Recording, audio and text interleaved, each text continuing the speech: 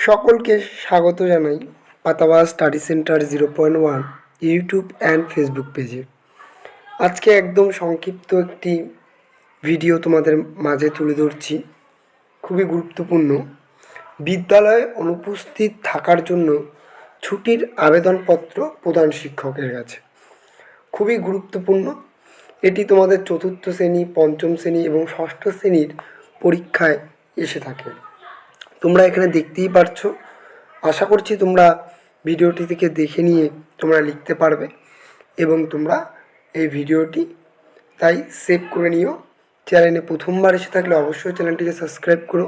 Facebook page থেকে দেখে থাকলে অবশ্যই পেজটিকে ফলো ও শেয়ার করে নিও।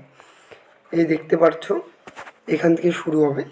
প্রথমে তোমরা লিখবে মাননীয় প্রধান শিক্ষক মহাশয়। যারা গার্লস স্কুলে পড়ে তারা লিখবে শিক্ষিকা মহাশয়। তারপরে স্কুলের নাম এবং স্কুল কোথায় সেটি। তারপরে লিখবে বিষয় ছুটির আবেদনপত্র।